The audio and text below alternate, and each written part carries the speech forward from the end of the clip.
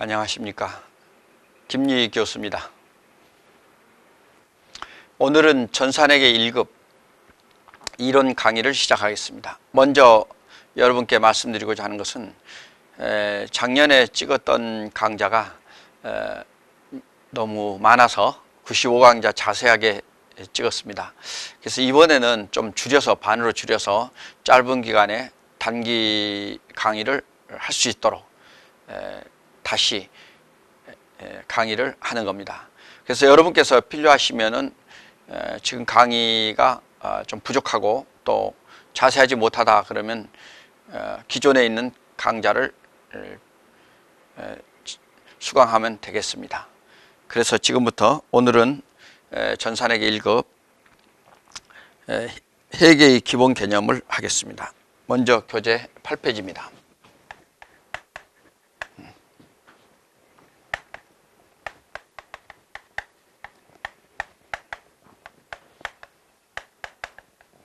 여러분, 오늘은 회계의 기본 개념에서 우선 이번 강좌의 특징은 출제를 잘 되고 있고 중요하다고 생각되는 것만 강의를 합니다. 그래서 중간중간에 건너뛰고 문제도 중복되는 문제나 또 아주 어쩌다 나오는 문제 이런 것은 건너뛰고 잘 나오는 아주 핵심적인 문제만 추려서 이렇게 오늘은 강의를 시작하도록 하겠습니다. 이 점을 이해해 주시기 바랍니다. 첫째, 오늘 8페이지를 보시면은 2번 재무상태의 재무상태표와 주요 개정 과목이 있습니다.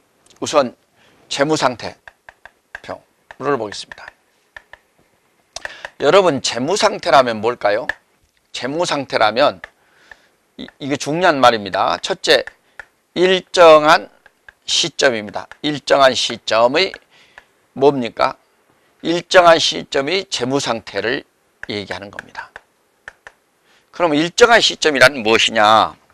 여러분, 이 일정한 시점을 보실 때는 이 일정한 시점은 언제부터 언제까지 일반적으로 회계기간을 말하는데 1월 1일부터 1월 1일 현재 이렇게 일정한 시점은 언제? 1월 1일 현재 또는 결산 시점이라면 12월 31일 현재, 뭐 6월이면 6월 30 중간결산이면 6월 30일 현재, 이런 식으로 현재란 말은 일정한 시점을 나타내는 겁니다. 그래서 우리는 이 일정한 시점에 있어서 재무상태를 뭐냐, 픽스됐죠. 스틱되어 있기 때문에 이것을 우리는 뭐냐면 정태적 재무상태표를 정태적 보고서라, 이렇게도 표현하는 겁니다. 그러면 재무상태란 무엇이냐? 여러분, 재무상태라는 것은 비슷한 유사한 말로는 재정상태라 이런 말도 표현할 수가 있겠습니다. 우선 재무상태 하면 우선 자산, 부채, 자본을 말하는 겁니다. 자산, 부채, 자본의 재무상태를 얘기하는 겁니다. 그래서 재무상태란 상태표를 나타내는 것은 자산과 부채와 자본의 관계를 나타내는 것이다, 이렇게 말씀드릴 수가 있겠습니다. 그러면 이제 자산 개정 과목부터 먼저 볼까요? 첫째, 자산 개정 과목을 살펴보도록 하겠습니다. 자산 개정 과목입니다. 자산 개정을 보겠습니다. 우선 자산은 첫째 뭐냐면은 유동자산과 비유동자산으로 구분합니다. 자, 자산을 영어로는 asset 또는 asset이라고 부르는데, 이 자산을 우리가 유동자산과 비유동자산, 유동이라는 것은 유동성, 우리가 이제 황금성이라고도 얘기합니다. 현금화 할 수 있는 것. 그러니까 유동과 유동성이 없는 비유동자산으로 이렇게 분류하는 것은 뭘 기준으로 하냐면 1년 기준으로 합니다. 1년을 기준으로 유동성이 있으면 유동자산, 유동성이 없으면 비유동자산, 이렇게 분류하는 것입니다. 그러면 유동자산에는 또 어떻게 분류하느냐 한번 살펴보겠습니다. 자, 유동자산에는 당좌자산과 그 다음에 재고자산으로 이렇게 나눌 수가 있죠. 이렇게 재고자산과 당좌자산, 이건 1년 기준이 아닙니다. 이번에 이것만 1년 기준이고, 이렇게 그 다음에 비유동자산은 투자자산, 유형자산, 무형자산, 기타 비유동자산, 이런 식으로 나눈다. 이렇게 나누는 것을 우리는 뭐라고 하냐면은, 이렇게 나눈 것을 우리는 이렇게 지금 여러분 보시면은 당자 먼저 나누고 재고자산으로 분류하고 투자, 자산, 유형자산, 무형자산 이런 식으로 분류하는 것을 우리는 유동성, 이렇게 분류하는 기준을 유동성 배열법이라 이렇게 말합니다. 유동성 배열법. 그러면 여러분들 여기서 이제 제가 자산 개정 과목을 먼저 하나씩 살펴보겠습니다. 그래서 여기서는 조금 전체를 이렇게 윤곽을 이렇게 살펴보는 걸로 이렇게 살펴보겠습니다. 자, 이 자산, 여기 자산 있죠? 자산이라는 건 뭐예요? 가장 비슷한 말은 재산이 되겠죠. 근데 재산이라는 말은 이런 개념이 조금 차이가 있긴 있어요. 그래서 다른 사람으로 재산하면은 어떤 뜻이냐, 자기 것만을 재산이라고 하는 게 아니라 남으로 빌린 것은 재산이라 안 할 수가 있거든요. 그러나 예를 들면은 남한테 빌려온 걸, 자산의 개념은 재산과 좀 차이가 있다면 그 남한테 빌려온 부채와 자기 것 또 합쳐서 우리는 이걸 자산이라 부른다, 이런 개념으로 보겠습니다. 그래서 이러한 자산에는 현금이 있고요. 책을 잠깐 보시면서 보겠습니다. 현금, 우리가 일반적으로 지폐와 주화, 그 다음에 예금, 예금하면 이제 당좌예금이나 보통예금, 이런 것이 있겠고요. 매출채권이 있습니다. 그리고 매출채권을 보시겠습니다. 우선 이 매출채권은요, 자, 자산 중에서 이 당좌자산 중에서 한번 분리하면은 현금을 지금 얘기했습니다. 현금 및 이제 다음에 이제 공부할 현금성 자산, 이렇게 분류할 수 있고요. 예. 그 다음에 이제 매출채권을 분류할 수 있습니다. 이렇게 매출채권이 있고, 그 다음에 이제 뭐 순서를 좀 무시하면은요, 매출채권, 그 다음에 단기 투자자산, 이런 것을 이렇게 분류도 할 수 있겠습니다. 여러분들은 이제 이런 뒤에 보시면은 어떻게 나오냐면 제2단원에서 제2장에서 당좌자산 속에서 이제 단기 투자자산, 매출채권하고 및 기타 채권, 이렇게 분류할 수 있고요. 지금 당좌자산을 분리해 보는 겁니다. 그 다음에 또 어떻게 분류하면 단기 투자자산이 있죠, 여러분. 그 다음에 이제 이 밖에도 꼭 하자면은 단기 금융상품도 포함됩니다. 근데 이건 다음 시간에 뒤에 제2단원에서 자세히 설명 드리도록 하겠습니다.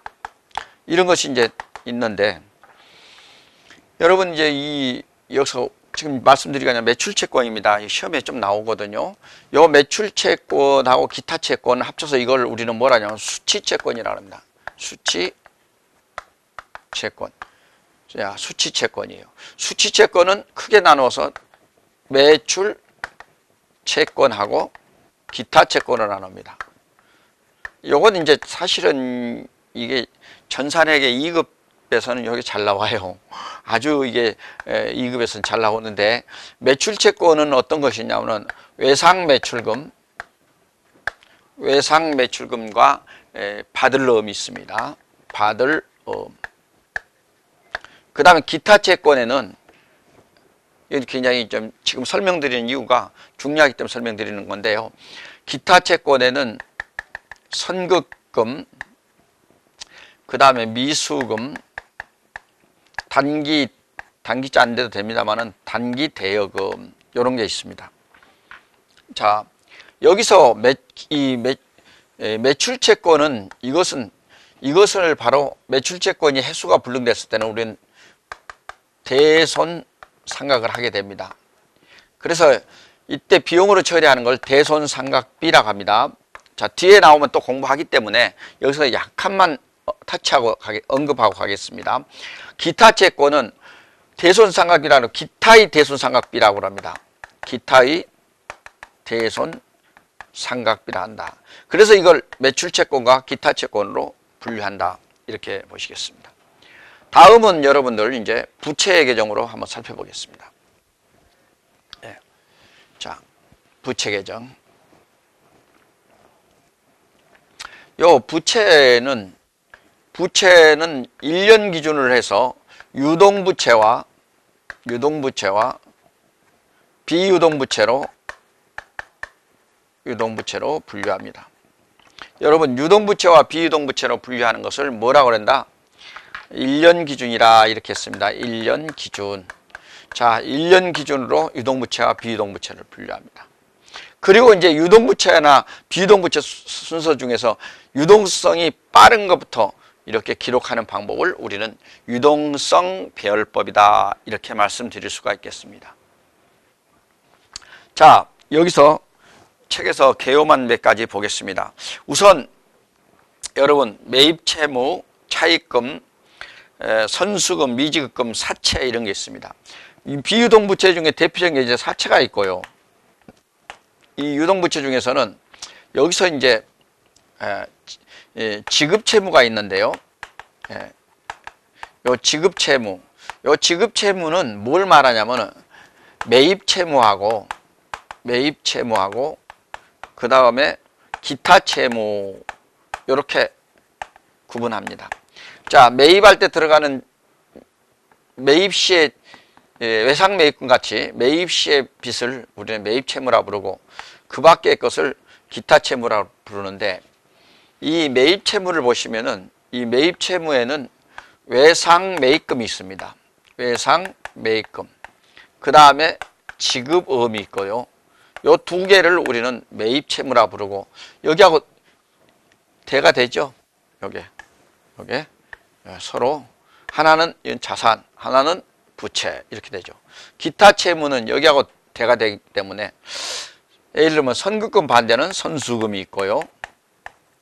미수금 반대는 미지급금이 있죠. 미지급금. 자, 단기 대여금 반대는 단기 차입금이 있습니다. 자, 요렇게 여러분들 지급채무는 매입채무와 기타채무로 나누어서 분류할 수 있다. 책에 지금 이렇게 몇 가지 분류해서 써놨습니다. 그 다음에 이제 자본계정 과목이 있습니다. 자, 우리가 다음 보시면은 자본입니다. 이 자본은 여러분들, 이 자본은 어떻게 했냐면 자본금, 또 그 다음에 잉여금, 그래서 이제 자본잉여금이 있고요. 잉여금이 있고, 그 다음에 이제 자본조정, 그 다음에 기타, 포괄, 손익, 누계액 이렇게 있습니다. 기타, 포괄, 손익, 누계액이 있습니다. 그 다음에 이제 끝으로 이익잉여금이 있습니다. 이렇게 이제 쭉 구분되는데, 여기서 이제 책에 나온 대로 여러분 자본금 있죠? 요 자본금을 인데, 만약에 이게 주식회사 하면 이런 식으로 구분하지만은 개인회사는 단순하기 때문에 뭐 잉여금이니 뭐 자본조정이니 기타 포괄 손익 누계액이니 이런 것들을 구분하지 않고 바로 자본금하고 회사에 줄어드는 걸 인출금이랍니다. 이러한 개정 과목이 이것은 개인회사에 적용되고 있다. 인출금입니다. 인출금은 자본의 감소를 가져온다. 이렇게 보시면 되겠습니다. 그래서 이제 이런 식으로 자본에 분류하고 있다. 이렇게 보시면서 하나하나 뒤에 가서 자본 조정이나 이런 것을 설명드리도록 하겠습니다. 오늘은 이 이 자본은 이제 이 자본을 하나의 원칙을 하자면 잉여금 구분의 원칙이라고 이 구분하는 것을 자본에 분류하는 것을 잉여금 구분의 원칙 이런 말로 씁니다. 뭐 중요한 말은 아닙니다만은 자본과 잉여금의 구분의 원칙입니다. 예, 이런 얘기를 합니다. 그래서 자본 크게 나누어서 자본금과 잉여금, 여기 잉여금은 이익잉여금과 자본잉여금 나누죠. 잉여금으로 구분한다. 이런 말씀이 되겠습니다. 자, 다음에는 이제 여러분들 재무상태표가 아니고 손익계산서로 가겠습니다. 손익계산서를 살펴보도록 하죠. 자, 세 번째 단어, 세 번째 3절 손익계산서. 자, 포괄손익계산서는 무슨 뜻이냐면은 포괄손익 누계액이 들어있기 때문에 포괄손익계산서라 이렇게 말을 했는데 그냥 여러분들 손익계산서는 그냥 손익계산서 해도 포괄손익계산서를 우리나라는 적용하고 있다. 이렇게 이해하시면 되겠습니다. 자, 손익계산서를 한번 보시면은 손익계산서 특징이 뭡니까? 첫째, 일정한 기간이죠. 일정한 기간의 경영성과다 그랬어요. 이게 중요한 말입니다. 자, 개념을 파악하는데 9페이지를 설명하고 있습니다. 여러분들 일정한 기간이라면 언제예요? 언제부터 언제까지? 1월 1일부터 12월 31일까지 언제부터 언제까지 하면 일정한 기간입니다. 그 가운데 경영성과입니다. 경영성과를 나타내는 것이 뭐이다? 경영성과를 나타내는 것이 수익과 비용입니다. 다시 말하면 수익과 비용을 가지고 자, 수익 총액에서 뭘 뺀다? 만약에 이익이 났다면 손해가 나면 비용이 크겠죠. 자, 수익 총액에서 비용 총액을 빼면은 뭐가 나오냐면은 순이익이 나옵니다. 이 이익이 우리가 그냥 이익이라 되고요. 이 이익을 우리는 순이익이라고 부르는데 금년걸 당기순이익이라 그러고 전년도면 정기순이익이 되겠죠. 이런 식으로 이 순이익이 나타나는데 요것을 우리는 뭐라고 부르냐면 요것이 이 이익이 경영하는 성과다. 즉 경영 성적이 되겠습니다. 얼마나 많이 났느냐 따라서 그 성적이 되겠습니다. 자, 이 정도 보시고 거기 보시면은 뭐 여러분들 그 용어 매출액, 임대료, 이자 수익이 수익 계정이 있고요. 그다음 비용 계정에는 매출 원가, 그 다음에 급여, 광고 선전비, 임차료, 감가상각비, 이자 비용이 있습니다. 이거 이제 한번 이렇게 살펴보시면 되겠습니다. 그 다음에 이제 6번째로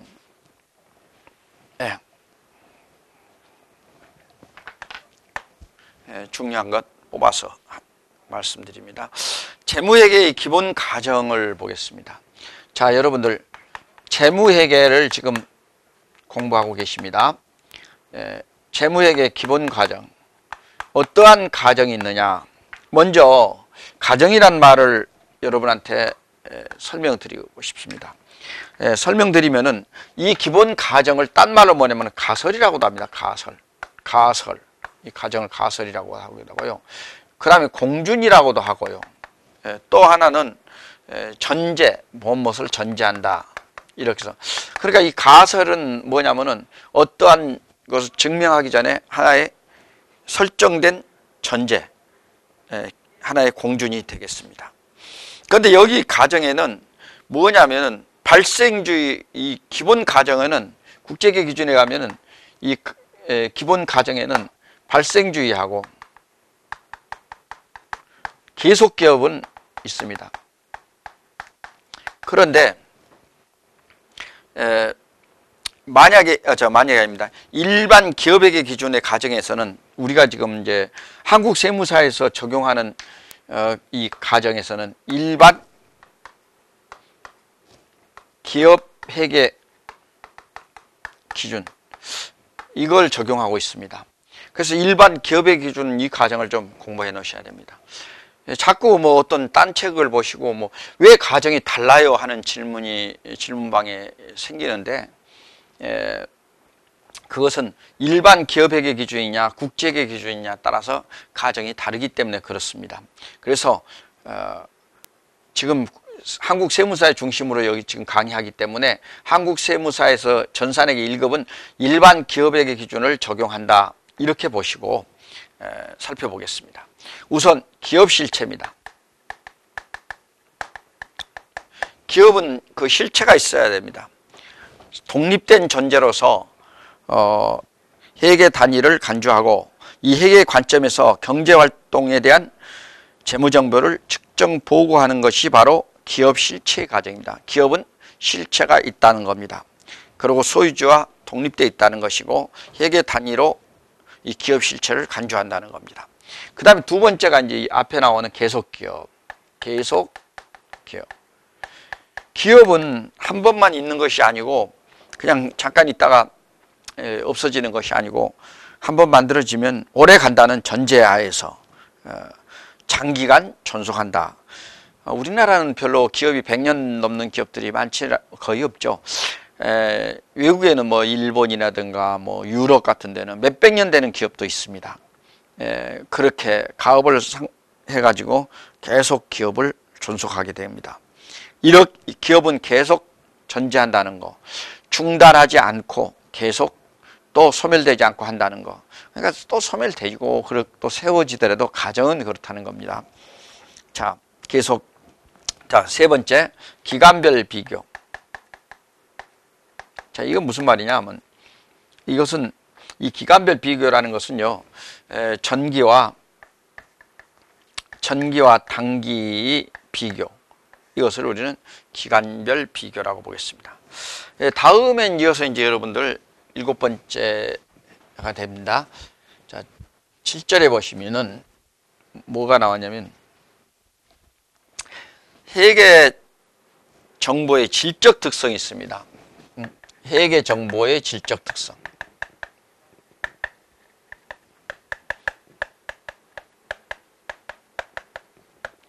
자, 회계 정보는 어떠한 질적 특성을 가지고 있느냐? 첫째, 여러분들 우선 질적 특성을 보겠습니다. 이것은 이 특성이라는 것은 특징이라고 볼 수 있겠죠. 그죠? 그럼 회계 정보가 뭐야? 질적 특성을 가지고 유용해야 된다는 겁니다. 유용하다. 유용한 정보여야 돼요. 그래서 회계 정보의 유용한 정보로서 유용성을 가져야 된다. 이게 줄여서 말하면 유용성입니다.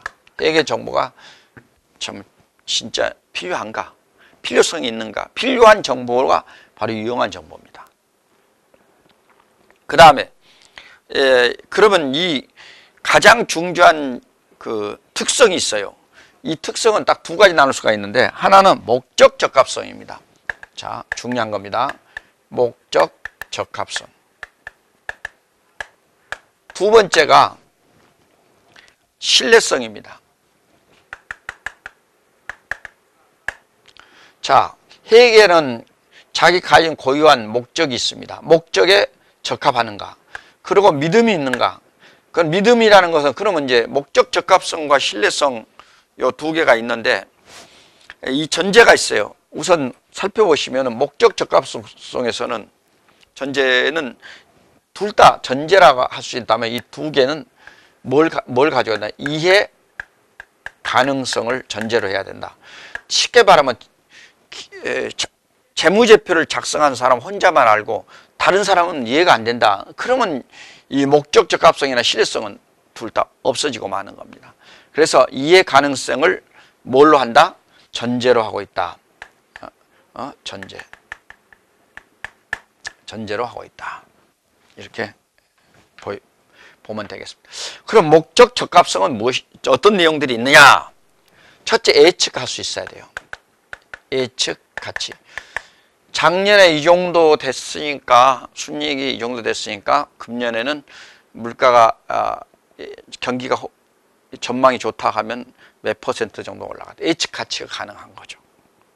어느 정도 올라갈 수 있다. 그 다음에 피드백 가치. 여러분 피드백 하는데 영어로 피드백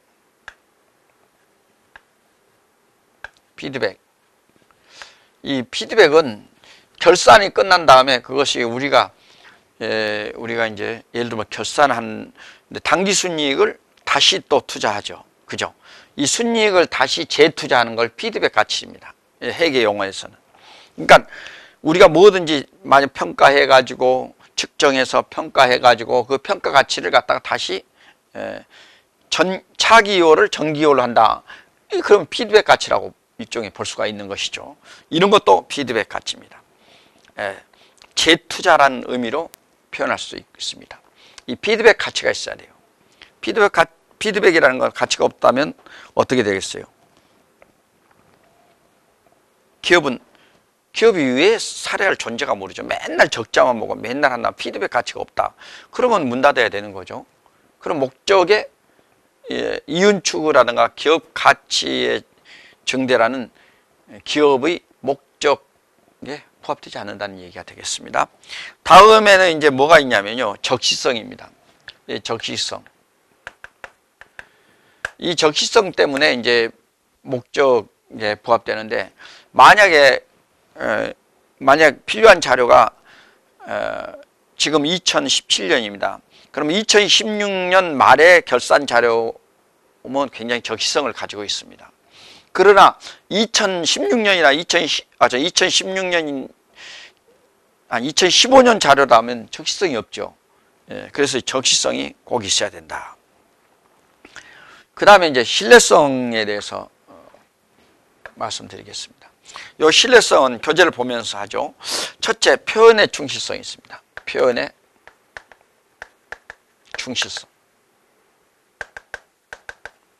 자, 표현이 혼자 나름대로 막 표현을 해가지고 그 충실한 표현이 안 된다. 예를 들면 뭐 두 개의 개정 과목을 합친데 성질이 전혀 다른 개정 과목을 합친다. 이건 표현의 충실성을 반영했다고 볼 수가 없겠습니다. 이런 표현의 충실성. 자, 표현이 뭘 해야 되냐? 기업에게 기준에 적합해야 되겠다. 기업의 기준에 충실하게 따라야 되겠다. 뭐 이런 얘기 되겠습니다. 그 다음에 검증 가능성. 자, 검증 가능성이죠. 그 다음에 중립성. 이 중립성, 이렇게 세 가지가 있는데, 어떻게 보면 믿음이죠. 표현을 정확하게 해야 되고, 표현이 좀 알맞아야 되고, 그 다음에 검증, 이거 검증한다는 건 객관적이라는 얘기죠. 객관적이어야 된단 말이죠. 그래야 검증하지. 누구나 봤을 때 똑같이 인정을 해줘야지. 누구는 인정하고 누구는 인정 안 한다. 이러면은 검증 가능성을 가지고 있지 않다. 그 다음에 항상 중립성을 지켜야 되겠다. 이런 중립적이다. 이건 중립성을 말하는 겁니다. 그러면서 이제 이게 전체 회계 정보의 질적 특성에서 이것이 1차적 정보의 특성이라 하면 2차 상호작용 특성으로서는 이제 2차에는 비교 가능성이 있습니다. 자, 비교 2차입니다. 2차 회계 정보의 질적 특성에서 비교 가능성이 있습니다. 이 비교 가능성이라는 건 조금만 말씀드리겠습니다. 이 비교 가능성이라는 것은 어떠한 것이냐면 두 가지를 말씀드릴 수 있는데, 첫째가 기업 간에 비교해야 됩니다. 그리고 또 하나는 기업 내에서 기관별로 비교하는 비교 가능성이 있어야 됩니다. 자, 기업 간 비교 가능성은 무엇이냐? 우리가 같은, 이것은 이제 동종 업종이죠. 같은 업종이어야 됩니다. 만약에 여러분 다른 업종을 무슨 업종이라 합니까? 이종 업종이라고 하는데 이종 업종하고 비교할 수 없죠. 제조업을 서비스업하고 비교한다. 이건 말이 안 되는 거죠. 동종 업종끼리. 그 다음에 또 여기서 조금, 여기는 여러분한테 좀 더 말씀드리자면, 이 이종 업종 중에서는 여기서 동종 업종 중에서 조금 더 보시자면은 하나 특징인 것은, 이항이면은 동종 업종 중에서 규모가 비슷한 거, 유사 규모가 좀 비슷해야지. 같은 동종업종이라 같은 뭐 제조업도 여러 가지가 있겠습니다만은 같은 업종이라 그래가지고 대기업과 중소기업을 갖다 비교한다는 건 이거는 기업 간의 비교라고 볼 수가 없습니다. 그 다음에 기간별 비교를 보겠습니다. 이 기간별 비교라는 것은 요 기간별 비교는 아까 말씀드렸던 전기와 단기 이렇게 2015년, 2016년, 2016년 단기라면 2017년 단기라면 2015년 서로 비교할 수 있다. 이것을 우리는 비교 가능성입니다. 이것은 뭐냐? 목적 적합성과 신뢰성을 바탕으로 비교 가능성이 이루어진다는 것입니다. 무조건 뭐 이런 신뢰성과 목적 적합성이 없는데 비교 가능성이 이루어진다. 이건 좀 문제가 있는 것이죠.